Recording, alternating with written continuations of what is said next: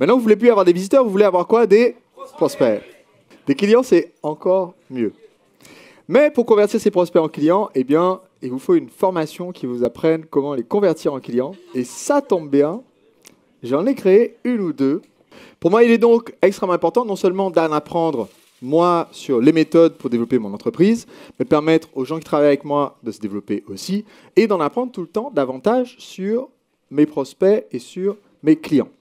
Et c'est en apprenant ça qu'on va pouvoir faire l'exercice qui est extrêmement important pour définir à qui on s'adresse pour nos publicités, qu'on va développer ensemble dans cette formation, de bien cibler le profil de mon avatar, de mon client, mais aussi de savoir qui est mon anti-avatar, c'est-à-dire qui est le prospect qui n'achètera jamais.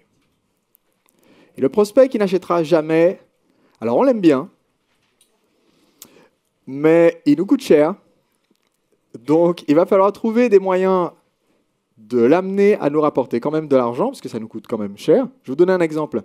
De 2010 à 2015, j'ai gardé ma liste d'abonnés séduction, à qui j'ai envoyé peut-être que quelques mails par an. J'avais rien de spécial à leur vendre. C'est une liste de 105 000 adresses. Ça m'a coûté environ 60 000 € de garder cette liste d'abonnés pour pouvoir continuer de leur envoyer des emails.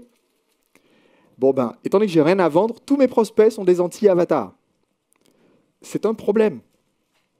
Et imaginez si aujourd'hui vous avez un produit à vendre, mais que vous avez 105 000 adresses de personnes qui n'achèteront pas, parce qu'elles ne sont pas qualifiées, qui pensent que c'est un problème, le coût mensuel d'hébergement de cette liste. D'accord. Donc c'est pour ça qu'on va aussi parler de cette notion d'anti-avatar. Qu'est-ce que c'est que l'anti-avatar? L'anti-avatar, je vous l'ai dit, c'est le prospect qui n'achètera jamais.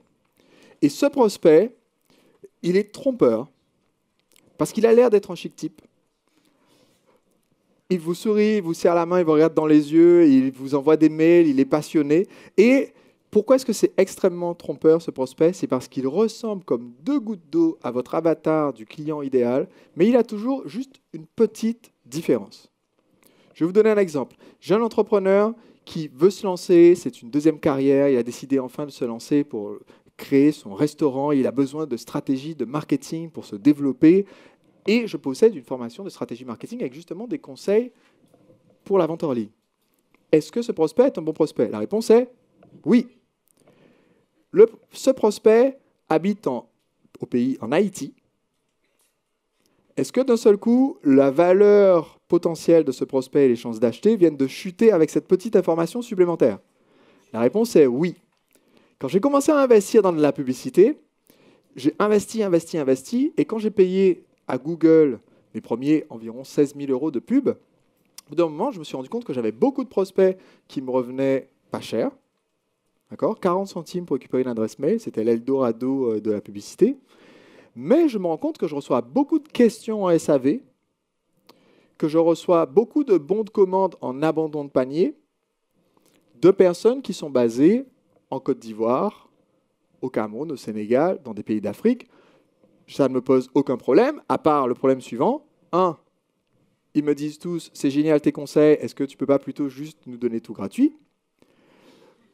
2, ils posent tout autant de questions parce qu'ils ont les mêmes besoins et les mêmes questions que mes prospects qui, eux, sont dans un pays où ils peuvent acheter mon produit. D'accord? Tout le monde me suit. Hein. Ce n'est pas un problème que j'ai, moi, envers leur pays, c'est que dans beaucoup de pays, par exemple d'Afrique saharienne ou subsaharienne, on avait jusqu'à récemment même pas le droit d'acheter un produit en ligne venant de l'étranger. C'est que relativement récent, à l'heure où je fais cette vidéo, c'est que relativement récent que les ressortissants du Maroc puissent vous acheter une formation en ligne de plus de 200 € via Internet. Avant, ce n'est pas seulement qu'il y avait beaucoup d'entre eux qui n'avaient pas les moyens, c'est surtout qu'ils n'avaient pas le droit. Donc le problème, c'est que si je récupère sur mes 100 000 abonnés, je récupère 10 000, 15 000, 20 000 abonnés qui viennent de ces pays-là, alors pour reprendre l'expression de quelqu'un qui m'a envoyé un message privé sur mon compte Facebook de coach en séduction, eh bien, je serai une star au pays si jamais j'y vais, d'accord, sympa, je peux remplir un stade, si les billets sont gratuits. Or, la location du stade n'est sûrement pas gratuite, mon billet d'avion pour y aller non plus, donc ce n'est pas ce qui va me faire gagner du pain et nourrir ma famille. Alors moi, je mise beaucoup sur le développement de l'Afrique. À l'heure où je parle dans cette vidéo, c'est un des plus gros potentiels de mon point de vue pour ceux qui vendent sur le marché francophone. Mais il y a aussi une question de timing. Et donc, mon prospect peut ressembler, mais vraiment comme deux gouttes d'eau à mon client parfait, avec un petit détail qui le disqualifie. Dans le cadre de vos publicités payantes, ce détail peut être le pays dans lequel ce prospect est basé.